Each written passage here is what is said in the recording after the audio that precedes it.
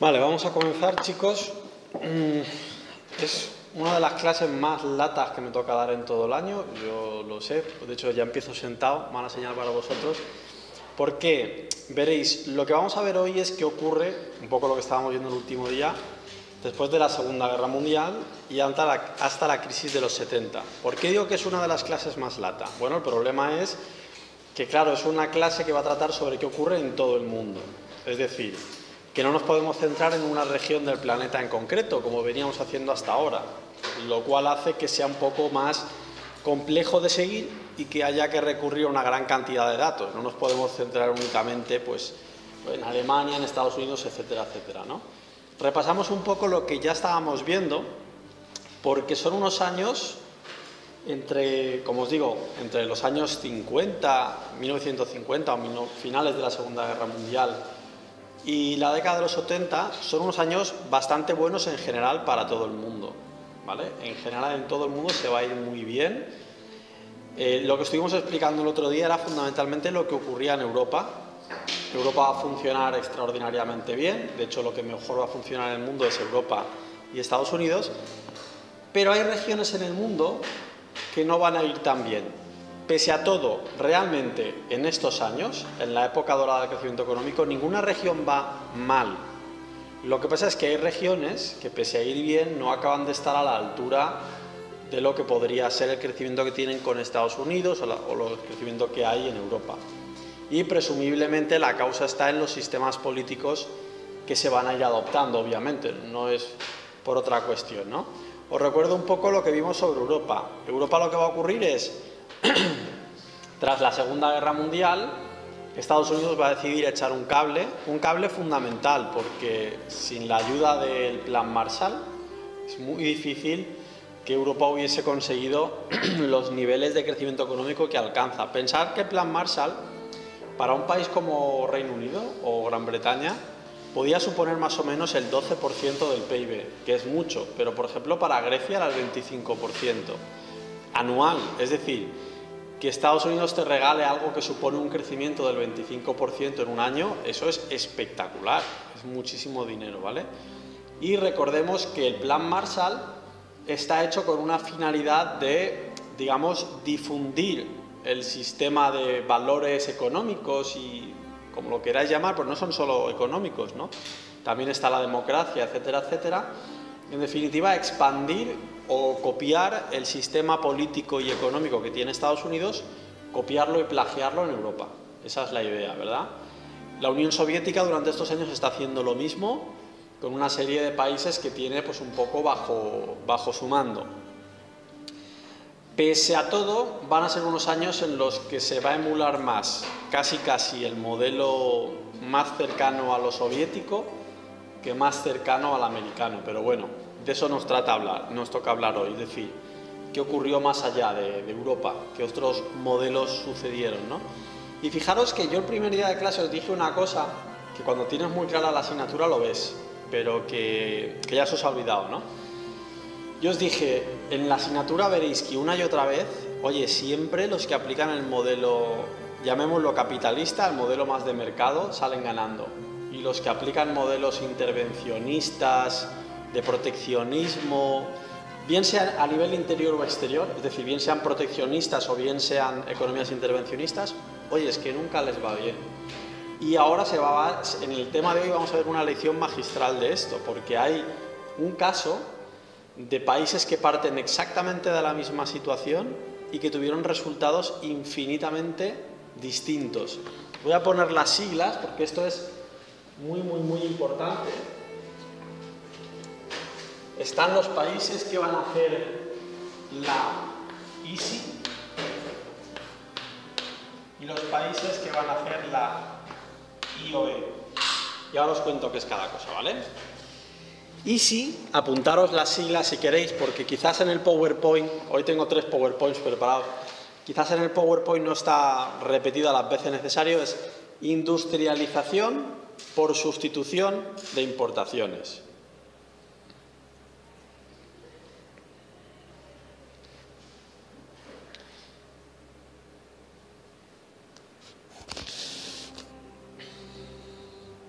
¿vale? Industrialización por sustitución de importaciones. El nombre ya un poco lo viene a decir. O sea, la idea es, el país, esto se comenzó a hacer en Latinoamérica y fue, digamos, la alternativa al modelo colonial. ¿Por qué? Pensad que los países de Latinoamérica, hasta más o menos la Segunda Guerra Mundial, pues estaban colonizados, por decirlo de una manera, y digamos, los lazos coloniales se fueron perdiendo tras la Segunda Guerra Mundial. Luego os contaré también un poco por qué se fueron rompiendo, pero en estos años, tras la Segunda Guerra Mundial, todos los países van a ir perdiendo esos lazos coloniales. Hablo de la colonización que comenzó a finales del siglo XIX, que efectivamente, pues mucho tiempo atrás, en la época de Colón, hubo otra colonización. Me estoy refiriendo a esta colonización, ¿no? Bueno, pues los países, cuando rompieron sus lazos coloniales, tuvieron que decidir qué hacer. Y Latinoamérica fueron países pioneros en cuanto a liberarse de sus colonias y tener que decidir qué iban a hacer. Industrialización por sustitución de importaciones es, vamos a ver, yo que estoy importando una serie de bienes, ¿no? Voy a dejar de importarlos, los produzco yo y así se los vendo yo a la gente que los está comprando, porque la demanda ya está. Es decir, por ejemplo, Argentina, ¿no? Si Argentina ya estaba comprando una serie de bienes, solo que los compraba al extranjero, pues es relativamente sencillo decir, vale, pues voy a dejar de importarlos y los fabrico aquí. Y de paso que sigo consumiéndolos, estoy generando empleo. ¿Sí? Ese es el modelo de industrialización por sustitución de importaciones. Un modelo pues que en su época tuvo su respaldo, digamos, académico, científico, por decirlo así, pero que hoy en día sabemos que no es la idea. Esto no va a funcionar muy bien. De hecho, ningún país va a conseguir grandes milagros con esto. O sea, no. ¿Por qué? ¿Por qué no va a funcionar? Bueno, vamos a ver, la gente estaba comprando una serie de bienes al extranjero, ¿no? Pero porque tenían una serie de características. Imaginad que los argentinos estaban comprando ropa a Estados Unidos, por ejemplo, ¿no? Y de repente Argentina dice, bueno, vamos a dejar de comprarle esta ropa a Estados Unidos y ahora lo que vamos a hacer es fabricarla nosotros. Ya de entrada, ¿pensáis que va a ser la misma ropa que estaban comprando antes? Obviamente no, la calidad va a ser menor, porque el país no estaba habituado a fabricar eso. Con la ropa aún irían más feos, vale, no pasa nada. Pero si lo aplicamos, por ejemplo, a coches o a electrodomésticos, podemos tener incluso problemas graves de consumos excesivos de gasolina o cosas de este tipo. Es decir, si ahora Argentina dice, bueno, voy a dejar de comprar vehículos a Estados Unidos y los voy a fabricar yo, ¿cómo van a ser los coches que se fabriquen en Argentina? Pensad que estamos pegándole una patada a la teoría de Adam Smith de que hay que especializarse en cuestiones. Sí que es verdad que los que defendían la ISI tenían razón en una cosa y se equivocaban en otra. Los que defendían la ISI decían que, claro, que tampoco podían seguir siempre vendiendo bienes agrícolas, porque normalmente los países que habían sido colonias producían bienes agrícolas. Ahí tenían razón, es decir, no podían ser competitivos produciendo bienes agrícolas. ¿Y sabéis una de las claves por qué no podía ser competitivo vendiendo bienes agrícolas? Resulta ser que toda Europa y Estados Unidos practicaban libre cambio en casi todo y el comercio en casi todo, pero ojo, con la agricultura no. Con la agricultura siempre se ha sido proteccionistas. ¿Por qué? Estrategia militar. ¿Cómo voy a depender de que mi población pueda comer de otro país? Eso no puede ser. O sea, ningún país puede dejar que la alimentación de sus ciudadanos dependa excesivamente del exterior. Por eso siempre se va a practicar el proteccionismo. Es decir, que para una Argentina, México, Brasil, etcétera, especializarse en la agricultura es un problema muy grande. Es decir, tenían razón los que defendían la ISI que había que dejar de hacer eso, pero quizás la manera adecuada no era para producírselo a ellos mismos y vendérselo a ellos mismos. Una alternativa, bueno, os digo que el resultado de la ISI no es que fuera malo, pero nunca fue bueno. Es decir, ¿creció el PIB per cápita de estos países? Sí, lo que pasa es que crecía en todo el mundo. Y si tenemos en cuenta que estos países parten de un nivel muy inferior y que encima no crecen al ritmo que crecen los países más desarrollados, eso sería un fracaso, ¿vale? O sea, estos países van a crecer, pero es que crece todo el mundo. Y cuando crece todo el mundo, lo normal es que el menos desarrollado pase a ser, pues, proporcionalmente que se desarrolle más, ¿vale? Lo que sí consiguieron fue industrializar el país. O sea, con la ISI, claro, el gobierno empezó a invertir en una industria y la creó. Y antes no estaba la industria, por tanto, ahí sí que va a haber un éxito. Pero la mejora de la calidad de vida, etcétera, no se consiguió, ¿vale? ¿Cuál es una de las claves? Hay varias claves en el fracaso de la ISI, ¿no? Una, como os he dicho, es que obviamente lo que vamos a producir es de mala calidad. Más claves. Bueno, vamos a ver. Imaginad que Argentina se pone a fabricar coches para vendérselos a los argentinos y dejar de comprárselos a Norteamérica, ¿no? Pero ya parte con una desventaja muy importante, porque vamos a ver, la fábrica americana hace una inversión muy fuerte para venderle ¿a quién? Al mundo entero. O sea, se está dirigiendo al mundo entero, de tal manera que como se arriesga a eso, puede invertir mucho más. Pero la fábrica argentina solo pretende vender a Argentina. Es muy difícil amortizar las inversiones, la demanda es mucho más baja. Es decir, no nos estamos dirigiendo a la misma demanda, por tanto, el éxito es más delicado. ¿Sabéis quién hacía ISI sin llamarle ISI? Porque la ISI en realidad es un pequeño guiño al mundo comunista, porque esto lo hacen los comunistas. O sea, los comunistas hacen la ISI, pero tampoco le llaman ISI, porque ellos lo practican en todo y simplemente pues es el modelo comunista, ¿no? Pero ese modelo de crecer está copiado de los comunistas, por eso os digo que se empieza a dar en Latinoamérica un brote más, digamos, socialista que de mercado, ¿no? ¿Sabéis quién hace lo mismo? Franco. Este es el modelo de Franco. Dejo de comprar coches, bueno, en su momento no fue dejar de comprar porque previamente no existía demanda, ¿no? Pero dejo de comprar una serie de bienes del extranjero y los produzco yo. Es el mismo modelo. Lo que pasa es que Franco no le va a llamar ISI, obviamente, porque es un modelo como socialista y le daría malfario de llamarlo así, pero es el mismo modelo, ¿vale? Como os digo, el resultado de la ISI no fue muy bueno, pero sí que hubo crecimiento económico. Es decir, lo que pasa es que el crecimiento no fue lo que se podía haber esperado. Y sobre todo, quizás lo que os voy a contar ahora es lo que hace que digas, pues resulta que la ISI no funcionó. Es decir, saber que había otra alternativa y que fue espectacularmente buena. Lo de la IOE. ¿Qué es esto? La IOE es industrialización orientada a la exportación. Eso es la IOE.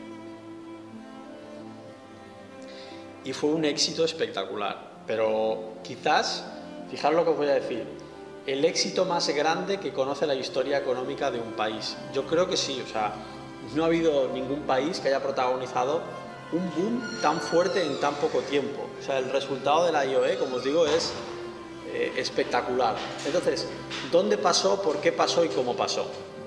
Veréis, esto de la IOE pasó en los países que se conocen como los tigres asiáticos o dragones asiáticos. He visto las dos denominaciones y sabemos muy poco de ellos. Yo ya os lo adelanto. De estos países no sabemos nada, no salen las películas, su cultura no es tan peculiar como la de Japón. ¿De quién estoy hablando? Hablo de Hong Kong, de Taiwán, de Singapur y de Corea del Sur.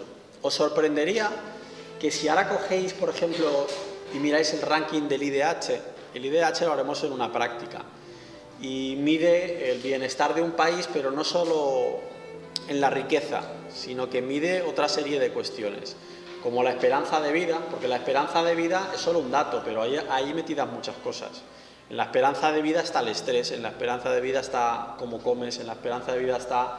Hay mucha información que está oculta tras la esperanza de vida, ¿no? Los índices de educación, con todo eso se hace el IDH. Bueno, pues esos países están súper bien. Hong Kong, Taiwán, es decir, es que aquí en España tenemos un concepto erróneo de estos países. Nos viene la idea de Made in Taiwán y tal y pensamos que es China, no. O sea, estos países no solo es que son más ricos que España, sino que tienen niveles de IDH que ya quisiéramos. Están al nivel de muchos países nórdicos de Europa.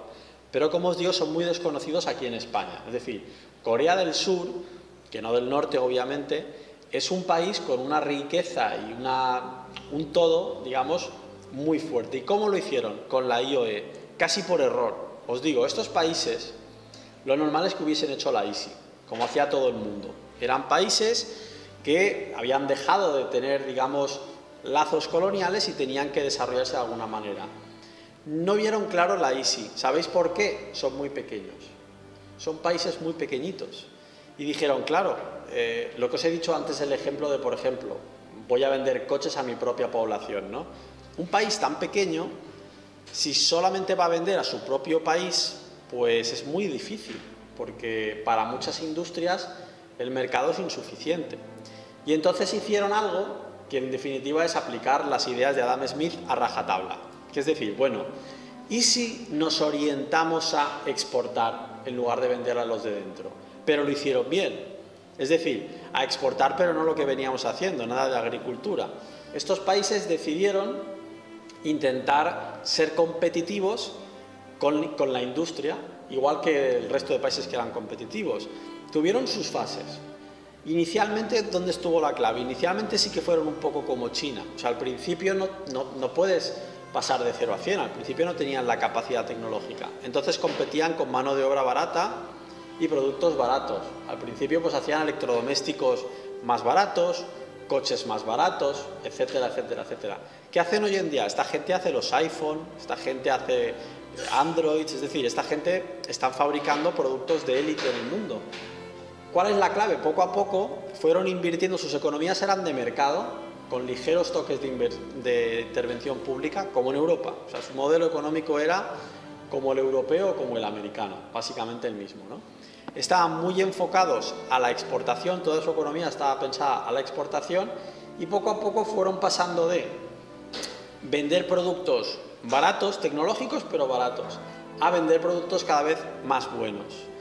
Y los gobiernos fueron invirtiendo en educación, IDH, etcétera, etcétera, y actualmente en que se han convertido en países pues que fabrican productos que el resto del mundo no los puede fabricar con esa calidad o con esa relación calidad-precio.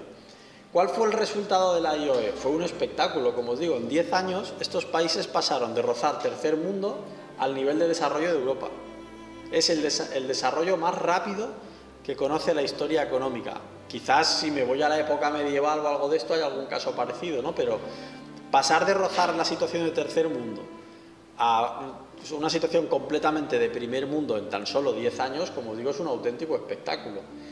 Y lo consiguieron con este sistema, que como os digo es aplicar a rajatabla las ideas de Adam Smith. Intentar exportar, pero no cualquier cosa, que es lo que venían haciendo algunas colonias como Latinoamérica anteriormente. Exportar algo, apostar en eso y ser competitivos en eso, ¿vale? Si quieres exportar tampoco tiene excesivo sentido que te diversifiques en extremo, porque no puedes ser competitivo. Estos países, pues, tanto cuando comenzaron como en la actualidad, están especializados en sectores. Por ejemplo, en la actualidad, pues, están mucho en el tema de, como os he dicho, los móviles, el tema de los ordenadores. En definitiva, actualmente están en la tecnología punta. No son muy conocidos, como os digo, pero los datos están ahí. Es decir, estos países tienen un nivel de desarrollo económico como el de Estados Unidos, hablo en términos per cápita, claro, pero es que además el nivel de vida es muy superior al de Estados Unidos. Pasa lo mismo que en los países del norte de Europa, que aunque en renta están ahí, cuando empieces a coger datos de esperanza de vida, educación, le pegan una paliza importante a Estados Unidos. Por tanto, como os digo, cuando comparas la IOE con la ISI, pues el resultado es bastante esclarecedor, ¿no? Como os digo, estos son dos modelos que se están dando fuera de Europa, porque Europa ya sabéis que está dividida entre la Europa comunista y la Europa capitalista durante estos años, y como os digo, fuera de Europa se ha dado este brote de ISI y este brote de IOE. La IOE no se la va a copiar prácticamente nadie más, ¿vale? La van a hacer estos países. Y como os digo, la ISI era la moda y todos los países apostarán más bien por la ISI cuando en realidad no está dando grandes resultados, ¿no? La IOE prácticamente no la emulará ningún país. Sí que es verdad que mucho tiempo después, más bien en la época de los 90, China, que ha ido relajando su comunismo, y actualmente China es un país comunista para la opresión social, pero no para lo económico. Es un país que mezcla comunismo ético-social con libre mercado, ¿no? China sí que ha ido copiando un poco ese modelo. Si os fijáis, China se ha volcado a exportar. Poco a poco le está dando más o menos los mismos resultados, pero no lo está acabando de cuajar bien. Lo que está haciendo mal China es que no sabe reinvertir el beneficio en educar y formar a su población, que esta es la clave de los tigres asiáticos, que tampoco se hace en Latinoamérica, ¿eh?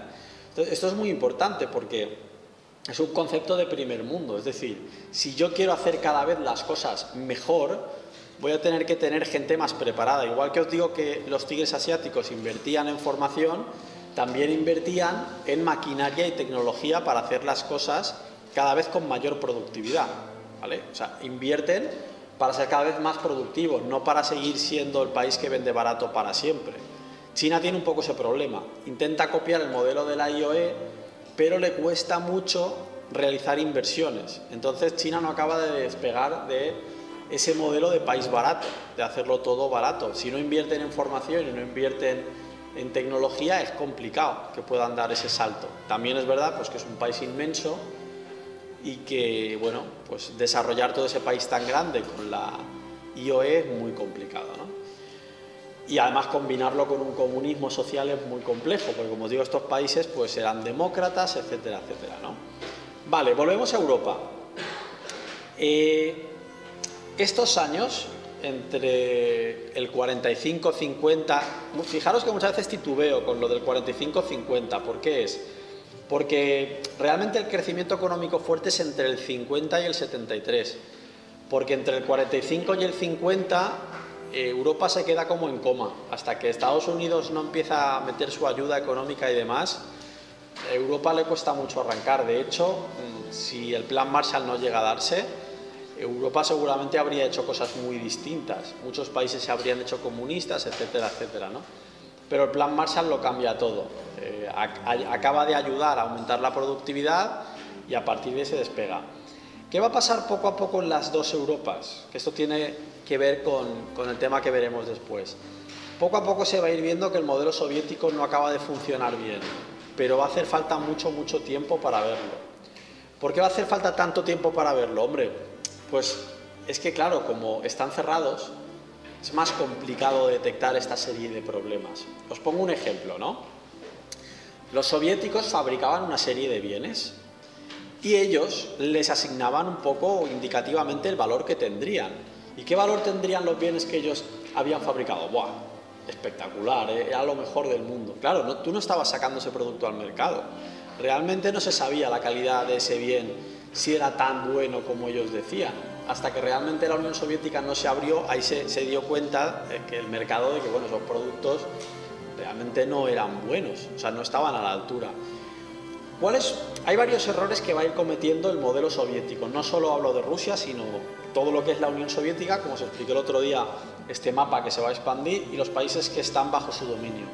El tema agrícola es un problema que lo van a arrastrar, o sea, mal solucionado. Eso no se lo van a quitar de encima en ningún momento. Es decir, aquel problema que os conté, no sé si recordáis, de que con la agricultura era ineficiente porque como habían requisas, la gente no se lo trabajaba muy bien, etcétera, etcétera. Bueno, ese problema jamás se lo van a quitar de encima y se va a agravar un poco incluso en el sentido de que hambre no va a haber en la Unión Soviética. De hecho, la Unión Soviética va a ir creciendo. Estamos en el mismo problema de la ISI. No es que la Unión Soviética no crezca, crece. El problema es cuando lo comparas con Estados Unidos y Europa. No está al ritmo. Y hay un problema más, que es que no están claros tampoco los datos. O sea, así como con Latinoamérica, sí, el tema de la Unión Soviética nunca están claros los datos. Pensad esto, ¿qué es el PIB? El valor de mercado de los bienes y servicios producidos. ¿Y si no hay mercado? Entonces, ¿los precios de dónde salen? Están medio inventados. Es decir, todos los valores que está ofreciendo la Unión Soviética están un poco inventados, porque los precios no son reales, con lo cual están hinchando un poco el valor de esos bienes y servicios, ¿no? A lo que iba, ese problema lo van a estar arrastrando siempre, pero luego en la industria van a cometer un error que les va a lacrar durante mucho tiempo y que es un error muy grave. ¿Cuál es este error? Vamos a ver. Vosotros pensáis que, por ejemplo, en España hay un par de empresas que hacen móviles, ¿no? Había una marca que es de ahí de la Vila, no sé, Energy System, por ejemplo, ¿no? ¿Pensáis que estas empresas españolas han diseñado todos y cada uno de los componentes y todo lo que necesitan esos móviles? No, obviamente muchas de las cosas ya estaban inventadas y lo único que hay que hacer es más o menos copiarlas de un modo adaptado, porque habrán cosas que tienen patente, habrán cosas que no tienen. Es decir, cuando se da un descubrimiento en otro país, pues yo puedo más o menos emularlo y adaptarlo y luego sacar mi producto. Pues la Unión Soviética no lo hacía. ¿Qué quiero deciros con esto? Imaginar un televisor, ¿vale? Un televisor que ya estaba inventado, que ya se sabía hacer un televisor, que Estados Unidos ya sabía hacer un televisor y en Europa se hacían televisores basándose en la tecnología de Estados Unidos y versionado. Bueno, pues la Unión Soviética no se quería saber nada de ese televisor hecho en el mundo capitalista, lo quería hacer desde cero. ¿Qué ocurre? Si quieres hacer algo que no está hecho, estupendo, pero si ya está hecho, estás despilfarrando recursos de investigación. O sea, la Unión Soviética era muy cerrada de mente en cuanto a que quería hacerlo todo desde cero. Y esto, pues muchas veces es muy ineficiente, porque algunas tecnologías, pues bastaba con que las comprases, las adaptases o las importases. Esto es algo que les va a lacrar mucho y poco a poco se va a ir viendo. Como os digo, las cifras económicas de la Unión Soviética no son malas tampoco. Hay crecimiento económico hasta los 70. El problema es la comparación. Es decir, la economía occidental funciona mucho mejor. Sobre todo esa es la idea. ¿Y cuál es un poco el otro factor que va a agravar mucho el funcionamiento de la economía soviética? La productividad. Es decir, el crecimiento económico que tiene Europa y que tiene Estados Unidos es un crecimiento bastante sano porque está basado mucho en la productividad. Tenía yo por aquí una tablita, pero bueno, como luego quería ver cifras. A ver, un segundo.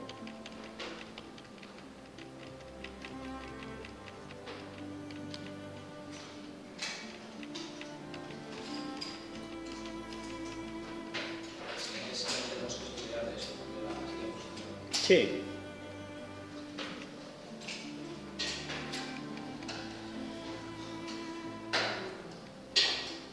No, pues lo tengo en el tema siguiente, no os preocupéis. Bueno, como os digo, en el mundo, digamos, del entorno de la Unión Soviética, la productividad no acababa de crecer al ritmo de como crecía en la Europa y en Estados Unidos. Es decir, la productividad se resistía. ¿Por qué? ¿Por qué no crece la productividad? Bueno, productividad es la suma de dos cosas: inversión en maquinaria y tecnología y formación, es decir, en temas de educación. En esas dos cosas estaban fallando, básicamente. Claro, eso poco a poco te va alejando de los niveles de desarrollo que puede tener Europa o que puede tener Estados Unidos, ¿verdad? Ese modelo, pues poco a poco va a ir llegando a un colapso. Es decir, poco a poco irá llegando a un ralentizamiento y poco a poco un colapso. A la Unión Soviética se le complicará mucho las cosas ya a partir de los años 70, que es cuando el crecimiento económico ya no es tan generalizado y entonces se van a notar mucho los efectos, ¿no?, de este modelo mal hecho. Lo que sí que va a pasar también durante estos años es que el modelo soviético se va a expandir en el mapa. O sea, no el modelo soviético como Unión Soviética, sino su forma de pensar y hacer. ¿Por qué? Porque se va a contagiar a un país que es muy grande, que es China. China va a adoptar en estos años el mismo sistema político-económico que tiene la Unión Soviética. Por lo tanto, vais a tener el país más poblado y el país más grande del mundo practicando el comunismo. Es decir, el comunismo va a estar ocupando una gran superficie de terreno, ¿no? ¿En qué año lo de China? En China es en los años 50, tiene una guerra civil.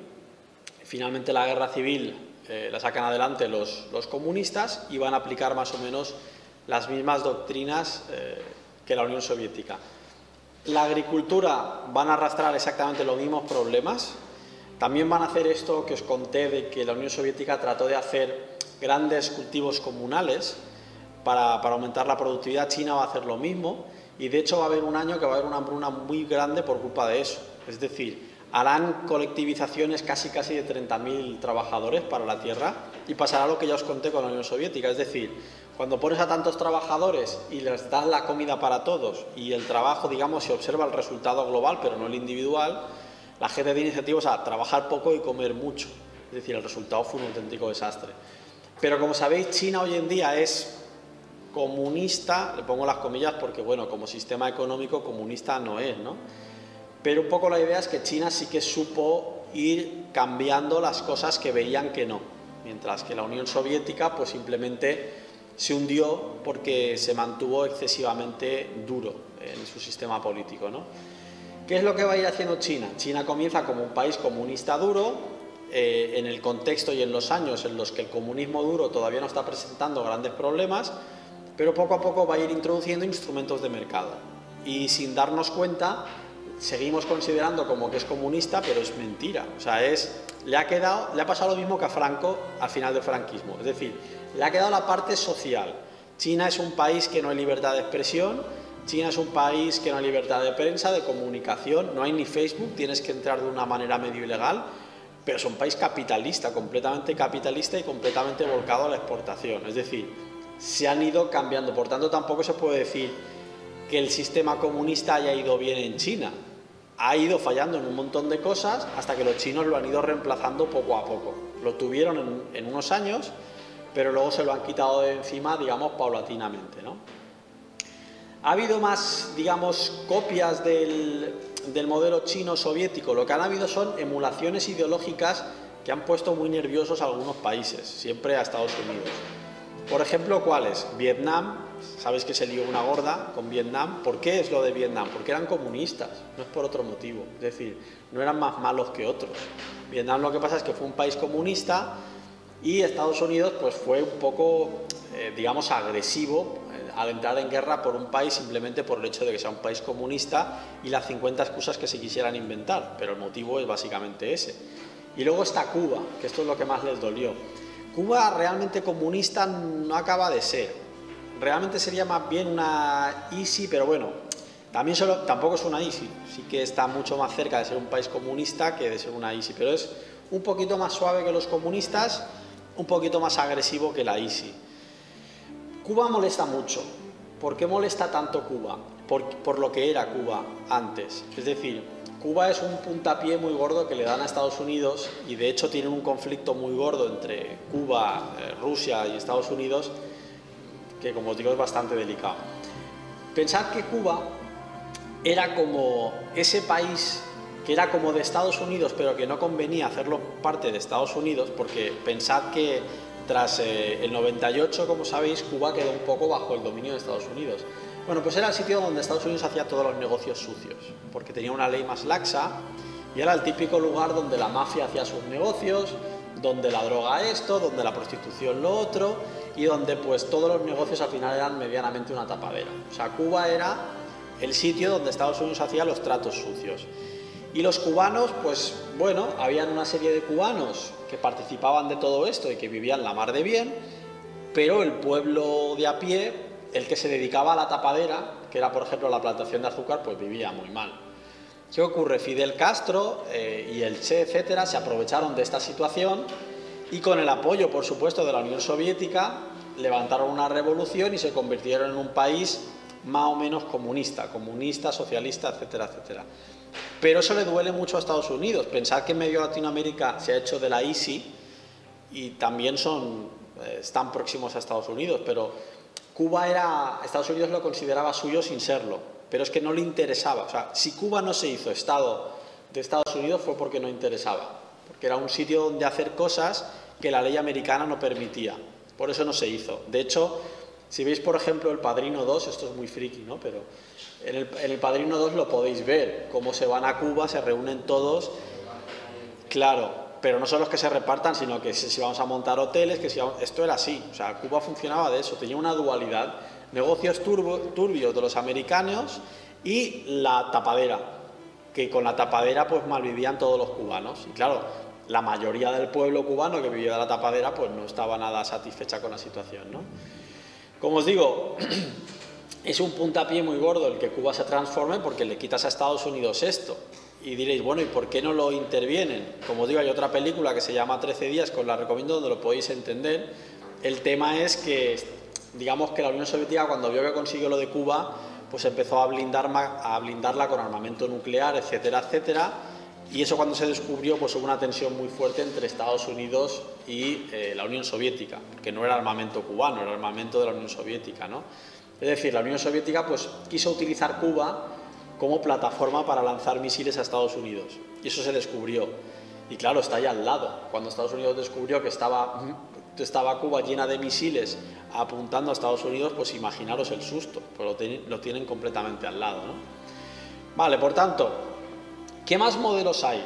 Os he dicho el de la ISI, os he dicho el de la IOE, que es un éxito, el modelo de Europa y Estados Unidos, que es el mismo modelo. De hecho, se van a ir creando muchas instituciones, que por cierto es muy interesante alguna de ellas que sepáis quién son, quién es su papá y su mamá y por qué dicen lo que dicen. Porque algunos países, hay instituciones, voy a hablaros del FMI, que se han puesto un poco en las redes sociales y tal, se les ha criticado mucho por cosas que han dicho. Pero es que nos pensamos que el FMI está ahí para velar por el bien económico nuestro, y no es verdad. El FMI se crea por Estados Unidos y su sede está, ahora no estoy seguro, creo que en Washington, pero dudo si es Nueva York, pero yo creo que está en Washington. Y el FMI se crea para articular todo este entramado que está haciendo Estados Unidos con la parte occidental de Europa. El deber del FMI es defender el capitalismo a muerte, no es otro. O sea, el FMI no quiere necesariamente el desarrollo de los países, quiere que sean capitalistas, primero, y ya una vez, si son capitalistas, sí, que vayan en desarrollo económico. Por eso el FMI siempre va a decir cosas, por ejemplo, en el mercado de trabajo, que ha sido criticado, ¿no? Que hace poco decía que el salario mínimo de España, algo de esto como que lo tenían que bajar, que dices, bueno, ¿qué me estás contando? ¿Por qué? Pues porque es de regular el mercado. Ese es el deber del FMI, de regular mercados. En Estados Unidos el salario mínimo, yo no creo que eso no se tiene ni en cuenta. O sea, el salario mínimo de Estados Unidos no es una insensatez, ¿no? Es decir, el deber del FMI es de regular todo. Quitar aranceles, abrir los mercados y establecer el capitalismo. Por eso el FMI, ¿qué tipo de consejos le da a países que no son 100% capitalistas? Pues que se hagan 100% capitalistas. Lo que pasa es que el mundo a veces considera que si el FMI dice eso es porque han hecho un estudio en el cual resulta que les va a ir mucho mejor si hacen mentira. No es por eso, es porque es su trabajo. O sea, el trabajo del FMI es defender el capitalismo a muerte. Cuando ellos aconsejan hacer cierto tipo de política, no es por el bien del país, es por el bien del sistema que ellos defienden. Es decir, si les dicen a España que tienen que hacer esto o lo otro, no es porque realmente piensen que a España le va a ir mejor necesariamente, es porque puedan considerar que España está haciendo una medida que no va a favor de los intereses del FMI. Esta es un poco la idea. El FMI nace en estos años. Como digo, es un organismo. Estados Unidos va a hacer una serie de organismos, cuando haga lo del Plan Marshall, para, digamos, que no parezca que sea Estados Unidos quien está diciendo lo que hay que hacer. Es decir, hacemos organismos internacionales, hacemos un consejo en el que están todos los países, luego opinaremos todo, pero las bases del juego y los estatutos de este organismo ya las he puesto yo. Y la misión del FMI es esta. Y sí, estará Alemania, estará España, puede estar incluso Rodrigo Rato por ahí mandando, pero la idea es que al final los principios son estos y de ahí no nos podemos salir, ¿vale? Como os digo, el FMI, el Banco Mundial es más de lo mismo. No están para asesorar sin más, sino están para asesorar y hacer que te vuelques al sistema político que ellos defienden, ¿vale? ¿Qué más sistemas políticos hay? ¿Qué está ocurriendo, por ejemplo, en algunos países de África? Veréis, los países de África que se descolonizan van a aplicar también la ISI, pero es un fracaso y un tortazo espectacular. ¿Por qué? ¿Porque lo hacen mucho peor que Latinoamérica? Más o menos sí. O sea, el problema es que África es muy corrupta. Son países en los que tradicionalmente los políticos han sido muy corruptos. ¿Por qué? Bueno, pues no es culpa de África, sino simplemente pues pensad que es una población muy poco formada y, digamos, es más fácil aprovecharse de este tipo de situaciones, ¿no? La mayoría de los casos en África, el gran problema era que mediante la corrupción, pues los posibles beneficios de la ISI se tiraban por la borda. Que esto es lo que le pasaba también a Franco al principio. Es decir, ¿a qué me refiero con corrupción? Pues, por ejemplo, voy a generar la ISI en mi país, ¿no? Pero en lugar de darle la inversión para hacer la industria a uno que lo va a hacer más o menos bien, se la doy a mi primo. Este tipo de corrupción me refiero, ¿no? Que, como os digo, esto Franco también lo hacía mucho. ¿Qué ocurre? Pues que al final el dinero era un poco malgastado, los recursos eran un poco malgastados. Y el resultado de la ISI en África, pues ahí sí que se puede decir que es bastante calamitoso. Es decir, África creció un poco, los países que la adaptaron. Obviamente África es un continente grande y muy heterogéneo, ha habido casos de todo tipo, ¿no? Pero el resultado es bastante malo. Y una historia muy importante sobre estos años que es muy importante que la conozcáis, que es por qué se van a perder los lazos coloniales. Esto es importantísimo saber el motivo, porque lo que hoy es el mundo no tiene nada que ver con lo que hoy podría haber sido el mundo. Pensad esto, India estaba bajo el control de Gran Bretaña, y no solo era India, era un agregado, también estaba Sri Lanka y algún país más que está al lado, pero bueno, solo con India ya nos bastaba. ¿Os imagináis que hoy en día Gran Bretaña tuviera India? O sea, el mundo no tendría nada que ver. Si Gran Bretaña comienza a aplicar en la India, digamos, las mismas políticas que aplica dentro de Gran Bretaña, que era el fallo que tuvieron con las colonias, es decir...